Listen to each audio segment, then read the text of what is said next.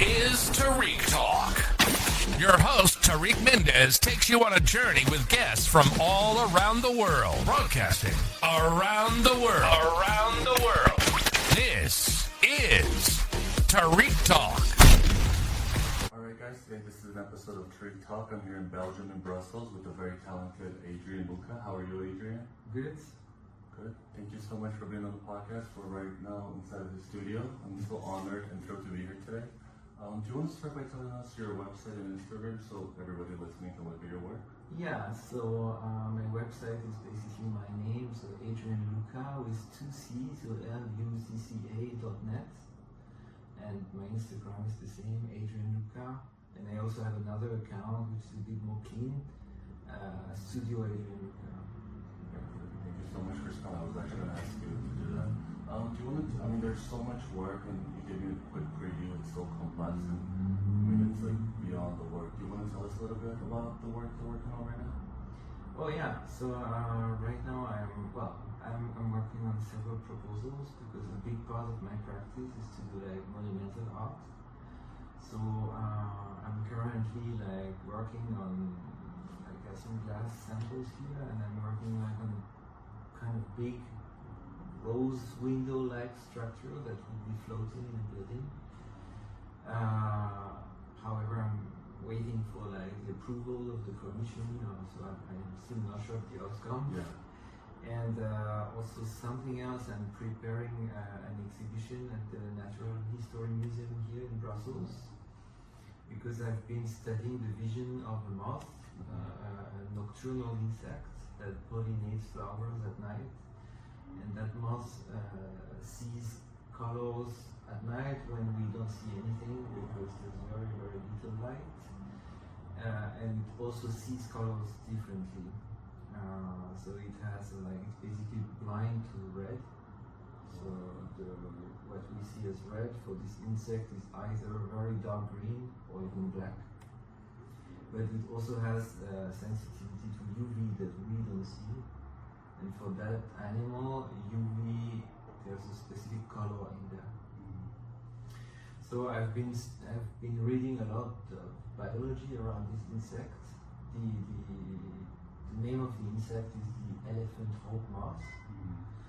And it's actually a famous insect in biological literature for its exceptional vision at night. And since I'm an artist mostly working around color and light, I'm trying to understand also what color and light means beyond human vision. Because part of what we can say is light is invisible to us, like infrared, ultraviolet. We don't see that, but some animals do. And also we tend to believe that human vision is so powerful and accurate, but there are many things in fact that we don't see, and we're not even aware of this. So as someone who works on color, who's very well informed about color science, color theory, color in art, colored materials, everything like that, I'm also trying to criticize this human-centric perspective and to find a way to do something that somehow makes these invisible worlds perceptible for us. Because I think we don't really, at least in our Western whatever world, capitalist world, contemporary context, because for some other humans it may make more sense than for us, but we are not very aware of how the animals perceive us. How do they inhabit the same space as us, and what we are doing to them with light, for example. I actually never thought about, to that extent. It's really fascinating. Do you want to go back and tell us how you first got into art? Oh yeah, so so I entered applied art school when I was 14. So where we were doing drawing, design, architecture, textile, fashion design. That was actually a very good school, so I was very lucky to get there. It completely changed my life. I was very sad at school before, and suddenly I found that place, and I didn't want to leave. I said I want to study here. Yeah. So this period between 14 and 17, I discovered like drawing, art history, contemporary art. I started reading books. I was really not into reading books before. And I was also making music, electronic music at the time on my computer. That was like a big part of my practice at the time, and my dream was to become a music composer. But well, at some point I graduated that, and then I went to fashion design actually in Paris, which was not really my thing, so I quit. Then I went to like a fine art school, which in France also, which was like also a bit disappointing. So I did a break. I also stopped the music because I thought I'm more into the visual art things. And I have always had an interest for science, so I started reading a lot of books about science, and at the same time I wanted to, for some personal reasons, my life was a bit complicated in the suburbs of Paris and in Paris where I was living, and I decided to move here in Brussels and to restart everything from the beginning. So I went to a school called École de Recherche Graphique, which means like graphical research school, which sounded very interesting to me. And so I studied 5 years there, and then 2 years in the Netherlands in a postgraduate place called the Jan Danique. And at the same time, I also started to collaborate with scientists. Went to a science school also in France, where I studied color theory. And then I came back to Brussels, became a color teacher here in the national school. And for a few years I was very poor and working in a very small space with like meticulous drawings that were taking months to do. And at some point I got like a very big contract. My life changed in 2015. So then I started a company. The project became like a monumental installation in Montreal, in Canada, with glass. And since that point, I always worked in parallel on like research that I kind of self-finance through like big public commissions. That I do that a lot. And also I work with a gallery here in Brussels called LMNO. And they also support me somehow, sometimes with production, or like we do projects together, and we kind of grow together because it's a young gallery, and I'm still a little bit of a young artist. You're very young, have a very young aspect of you. So so that's also like an important part of the current way I work. And I also collaborate with other, like for example with a non-profit here called Lyon, which is doing like art and science projects, and we are working together on that insect project for 2 years now. And how did you get into like the insects, like studying them? So yeah, that's a good question. So because I have this interest for color, I started collecting pigments because for me they're like the primary material of color somehow, at least on paper or on painting. And so I started collecting these around 2009 or 2010, and so maybe I have one of the biggest collections in Brussels for that. I have a lot of dry pigments. And at some point I wanted to really understand what are the limits of the colors of the synthetic pigments made by human beings, right? I don't use so much natural pigments. I'm more interested somehow by synthetic materials.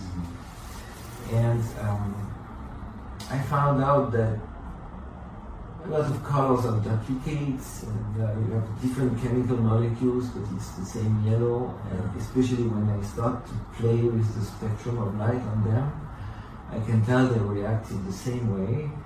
So I was thinking that probably the reason why most pigments look the same is because they are selected by human beings under sunlight, with also like a kind of marketing team that would say that one's ugly, we're never gonna sell it, so we're not producing that in the factory. But another one, yeah, that's like bright purple, this is cool, like let's do that. But this is not how I work, because for example, like bright purple for me, I can change the light and transform it into blue or into red. So what interests me are the spectral property of the pigment, like how it absorbs and reflects light, and how this creates the color that we see. And since it's not easy to ask a factory to do some kind of very special product, I thought I'm gonna check the flowers, because the colors of the flowers are selected not by human chemists, but by pollinators. And pollinators, they have a different spectral, visual sensitivity to light. And so I thought probably the flowers are very biased, but in a different way. So maybe I will find cool accidents in the flower that I cannot find in the synthetic world. That's amazing. And I mean, I played once with pigments just for fun. Like, how were you? Because it seems like a very messy process. No, like, how are you able to like? Yeah, so I have this small lab in another room here, and in this lab is a mess because pigments are dirty, and also they can be toxic and everything. So I always use a mask. I wash my hands like a surgeon when I work with this. But I also use very small quantities. I have this like very high precision scale and things. So it depends. Like if I have to do like 10 liters of paint from dry pigment, then probably it's gonna be a mess. But if I just have to do like a small sample, usually I can do. I can stay kind of clean. And how do ideas come to you? Like, do they come to you in the daytime, in the nighttime? Like, do you have to think for them, or just come to you like spontaneously? That depends really, because I would say that I have had already a lot of ideas. So a lot of these ideas are also kind of stored in memory. The ideas come from different situations. Like I love visiting museums, especially classical old painting art museums, and also architecture. I'm also an observator of light and color in nature, and I read scientific books a lot, and so all these things kind of interconnect. And also I have a background of like a kind of maker. My father was a craftsman for wood, so I grew up also making stuff, like cutting wood. So you have like the muscle memory in your hands. Yeah, a little bit. Yeah. And so, so it all comes from a kind of constellation of things. And so within that, somehow the ideas come very easily. But it's very hard to have a good idea. Well, maybe it's very easy to have a good idea, but a good idea that you can create something with is a different problem than just having an idea. And do you write everything down? Because you said you keep everything in your memory. Like, are you able to like retract old memories and bring them to life, or do you have to write down like every little detail of your ideas? Well, I write a lot, so I have a bunch of notebooks from the last 20 years, but I don't read them that much actually. I remember once Björk, the singer, in an interview, she said that her relations with her ideas would be, okay, I got an idea and I'm gonna keep it like for as long as it takes to forget it. If I don't forget it, then maybe that's a good idea or something. And so I kind of identify with this process. I think that, yeah, I mean, the ideas, they select themselves and sometimes they come back. Real things happen also, like I would read a book and forget about it, then think it's my idea, but it's actually coming from the book. I like that. And do you ever like reference your old ideas? Like if you're maybe like having a creative block, you go back to your notebooks and like try to find something you can use? Yeah, sometimes I do that, but usually I'm very busy currently with the things I'm doing right now. So, yeah, I think that the balance changed a little bit also. Like at some moment, maybe 10-15 years ago, I was very much into a kind of open research. I also didn't really know what to do, in fact. And today I have like a very well-defined research, like several of them. And I also have like responsibilities, like deadlines, to organize production. So it works a bit differently now. Yeah. And how are you able to like, because I interview a lot of artists, and this is like always the number one problem they always talk about, is like managing the business side and the creative side. So a lot of artists say like each day they can only do one task, so they can't do both in one day. But you seem to have like master the perfect routine. Like how are you able to combine both? Do you like secure one day for a business part of your like work and then another day? Or you kind of like use both of them together? I really don't make any difference. So I remember I made a diagram like 3 years ago or something for a lecture somewhere, and I called it like I wanted to define my own economy, and so I called it like dream economy, which sounds a bit stupid. No, it sounds cool. But in fact it was like, okay, so I have dreams, right? And so how do I make these dreams come true? Right? So then I try to find opportunities to get like projects or scholarships or like basically money. But I don't want to make money with something that I don't like, so it should be related to these dreams. And so it took some time, but now it kind of works. And then with that money I do scientific and artistic research. That research allowed me to develop some kind of magic powers. And the magic powers, they feed the dreams. And so that turns around like this. And so far it works. It's been a bit more than 10 years that it works like that. So that sounds like the perfect ecosystem. You should patent it. Yeah, it's just I probably work too much, but it's okay, I like it, so... And how's your creative process? Like when you come to your studio, do you get to work right away? Do you have to like have a coffee, meditate, or how does it work? I drink a lot of coffee and I smoke. A lot of time I spend just like coding, because everything I do is also based on code. And I reached a point where I actually think in code, because like many of the things that I do, like LEDs, colors, I always have an instrument to acquire physical data. So I can also simulate a lot of ideas. But it depends. For example, with glass, then I prefer to just go to a glass factory and look at everything. So this is also something I do. I mean, I'm not only working here in my studio. In my studio here, it's mostly like coding, pigments, because with pigment I can do drawings, small things, the 3D printer. I have like CNC digital fabrication machines in my other studio. So whenever I need to think in material form, I would use these machines.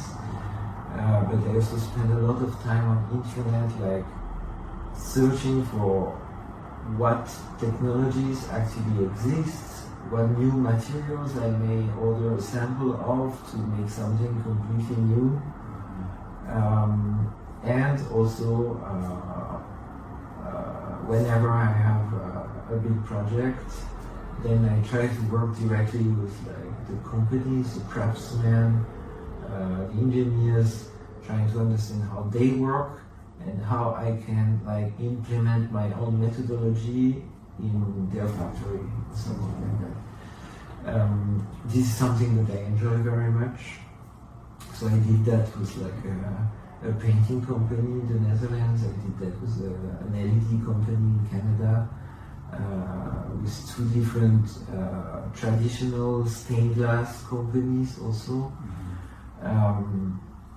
This is very nice because somehow I developed a methodology with my pigments that I can apply on glass, on printing, on coating making, and so the work is becoming more and more collaborative somehow. It started like a pure nerdy thing, but now I'm opening up to the world or something like that. It's actually in the Botanic.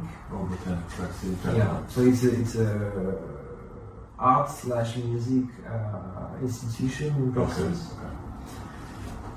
So yeah, so these lamps, so these are like lamps that I make, right?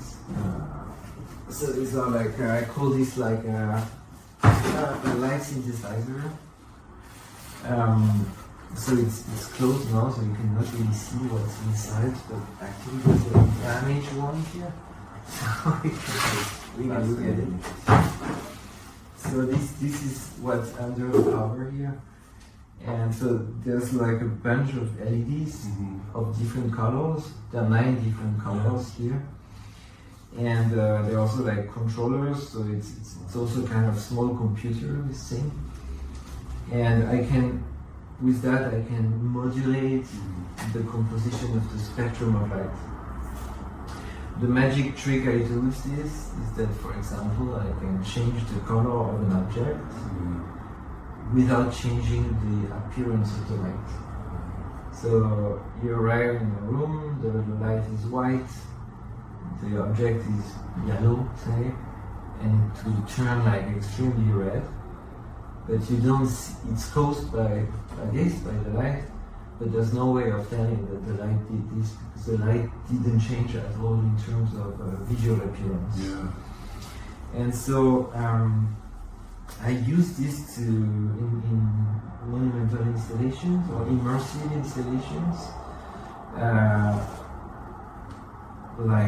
I used it with drawings, with sculptures, with plants also, because I do installations with actual living flowers as well. There's one at the moment in Lisbon, in the Architecture Tribunal of Lisbon, until the 4th of January, I think. Okay.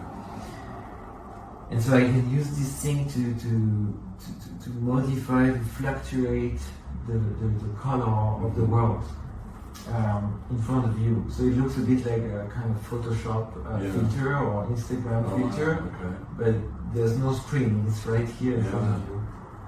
And this is the cool part of it. And so now I'm going to install those in a building called the Botanic in Brussels, in the lobby. Okay. So right now they are like an outdated, obsolete kind of light there. And instead of like calling an LED company, they proposed, like we imagined together that I will do this for them, and it's going to stay there for 5 to 7 years, something like that. And so I will have the lobby will be somehow kind of under my control. Yeah. And so sometimes the light will be like very natural, because this can also simulate a very high quality sunlight. But they can also twist the composition of this light, and then, for example, people going there for a concert or coming out of the concert, they will have their own clothes changing, the color of their skin changing. The plants also that are in the lobby can become brown or super green. And can you do that from here, or do you have to be in person there to change it? So there will be like a pre-coded controller over there, but I want to implement a platform to be able also Like a to control transmitter. it for That would be here. really Yeah, cool. Yeah, because it can pass through the internet, and I can control that. So when you mentioned coding, that's when you decide what colors is going to come out. Yeah, it's okay. this is actually a yeah, but I also code paints for pigments, like everything is basically digitalized, and I use like science, physical formulas for the painting, and also something called like color science or colorimetry, which is a technique to evaluate. For example, I have a certain light spectrum. You want to know, it's cool to have the light spectrum, but actually what color is this? You can calculate this, because some people in the 20th century have done the work of measuring the human visual organs, and we can code light and know what color it will make. That's so cool. And this is very useful for machinery. That's so cool. And so this is really a little bit like a piano with like 9 different notes, and I can combine these things, and I can control like how intense it is, what global color it has, and also what effect it has on pigments and colors. So like a musical composer. Yeah, a little bit. Yeah. So somehow. It goes back to that. Yeah. Wow, I'm not familiar with coding, but I love hearing about it. To me, it sounds so difficult. Like my brain almost like malfunctions a little bit. Because people that are like coding, you guys talk about it with such a simplicity. Because you know what you're doing, but like I feel like the rest of us are like, huh? Yeah. But it's it's a little bit like you know how to use a calculator, right? Yeah. So it's not very different, in fact.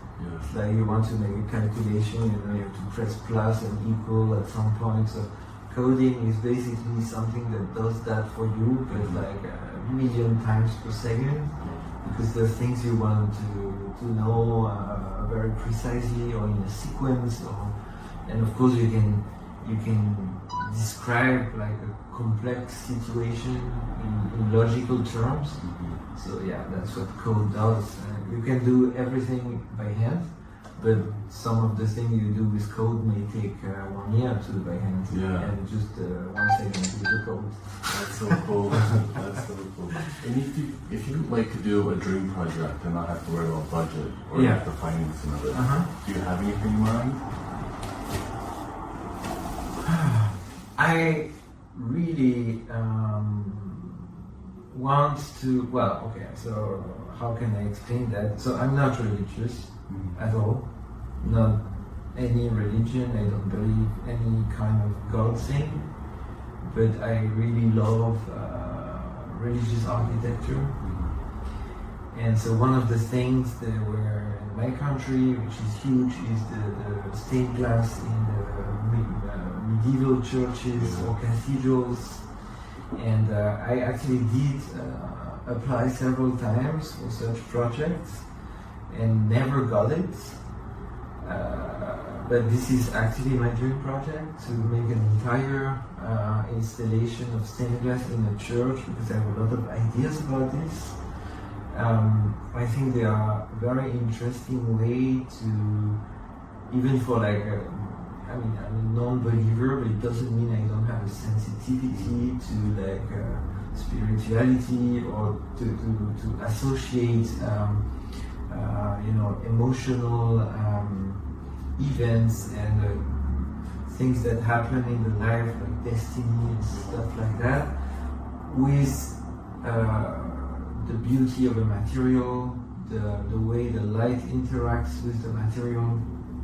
And so I actually have a lot of ideas about this. That's so cool. I can imagine like your glass work and then your lights will be like...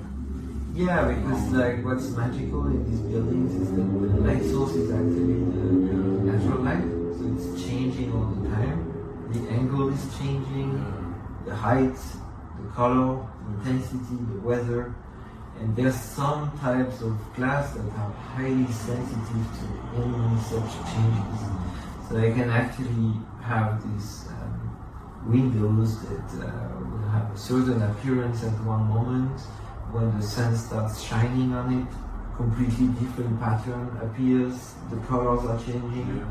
So a little bit the same kind of thing I'm doing with that in a very synthetic way can also be done in a very natural way. It's just like glass and sunlight and sky and an architecture, of course. Are you able? I mean, this is like a crazy idea from like speaking with you. But is it possible to like grab like your work on glass and then put this somehow in the middle, so you're always in control of like what light shines through, regardless of the outdoor light? You mean with glass? Yeah, like if you put like Yeah. this between the glass, like, Yeah. you can always change no matter what's. Yeah, of course it's possible. I'm not sure how interesting it would be. There's probably some ways it can be interesting, but actually this is like just a very diffuse source of I light. see. So it really pretty much looks like a light like this, just like lighting Oh, I the see, room. And so even just holding the glass, because the glass will also change color Yeah. with this, that's very interesting because in some cases, for example, changing the spectrum of light can also, for example, turn a very transparent glass into an opaque glass. That's really like magical, like what's going on. Yeah. Like how come like something becomes transparent or blocks my vision? It looks like it's spontaneously, of course it's not. I'm tuning, I'm playing behind, but So I think it's even more interesting to see the relation between LED light and glass to try to just present it in a very common, usual setup, because this is also probably where it will be the most surprising also, like these things that can be done by tuning the spectrum of light are very much counterintuitive. So it's very interesting to see the reaction of someone that has never experienced color changing or visual change like that. This is also what I do with plants. Like plant normally green, right? But now it's like dark brown, and the flowers are like much more chromatic.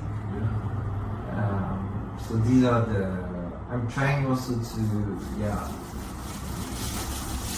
how can I say that without talking too long, but I think I'm trying to, on one hand, like, give meaning to these experiments. So for example, with the plants,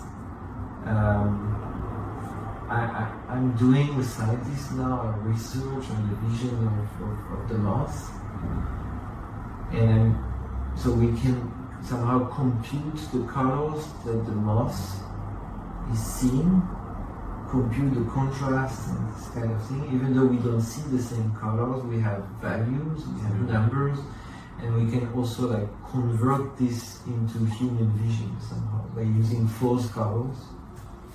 And so one of the things the piece in Lisbon with the plants, what I did is that I used LED to reproduce these colors that we have computed that correspond to the moth's vision. I use LED to reproduce these colors on the plants. So the plants look like our simulation of the moth's vision. And so that's what I mean when I say I'm trying to give meaning to these things. Because of course it's very cool to be able to change the colors and everything, but I think that when it actually starts to correspond to something real that we normally don't experience because we're humans, and this is basically an invisible color experience for us. To be able to translate that invisible thing into something that is visible for us and meaningful, because it is very interesting to see like a moth. Then I think it's even beyond the just nerdy play and understanding the science, and it's not a demonstration. It becomes like it becomes a tool to to see the world differently, to think, Absolutely. and to become aware eventually that whatever we do with light in cities, all these LEDs that we put everywhere, they actually do look very differently to the other animals, and they have an impact that we have no idea about. So, for example, like most white LEDs, for the mouse, they completely destroy the communication between the flowers and the insects, Oh, I know that. because the flowers, they use colors to attract, to be sexy, to be attractive. Yeah. The insect, they have very blurry vision, Yeah. but if there are a lot of colors somewhere, they know. They know they're sorry. Yes. They also use the scent, but so the two most important senses is the scent and the vision. And even the scent is not very localized. So anyway, when they get closer to the flowers, they need to see them to get there and to eat, to drink nectar. And LED light which looks very natural to us. It actually doesn't emit ultraviolet. And ultraviolet we don't see ultraviolet, but for the mouse, ultraviolet is an essential component of color vision. It's a primary color. Yeah. If you remove the primary color, then you don't see the colors in the same way anymore. We are basically making these mouse colorblind by the light that we're shining at night. Wow. One thing about your work that I really liked is it made me question. First, I didn't know a lot, as you said, like the moth and art affects humans and animals and plants. But it also made me look within and think well, how much don't I know? Because these things you think, because I feel like a capitalist society, you kind of live a life like, I'll believe this, I see it. And if you don't see it, you don't believe or think about it. But it just made me question, oh my goodness, we're really an invading species to these bugs in a way, to the insect. Yeah. Yeah. When people go to your exhibitions, do you like to hear what they think about your work or how they interact, or you just kind of like to see them observe from afar? Do you like to hear their point of view? But it depends if they want me to talk. Because I really enjoy, obviously this is what I'm doing right now, I really enjoy talking about my work. I also do a lot of lectures. I was an educator for 13 years in the art school nearby. So yeah, I do have a lot of things to say. And I also really like to just, as you suggested, stay silent, see if something's happening, because of course if I reveal the whole thing in advance, then people don't have anything to discover anymore. Yeah. So it's very interesting to see if a work actually functions. Yeah. To just even pretend I'm in the public or something. You're like a spy of the art. Yeah. So yeah, I do that too, of course. Yeah, it's part of the game. That's fabulous. I love that. Thank you for listening to Tariq Talk. Follow Tariq Talk on all social media channels and check out the video interviews online.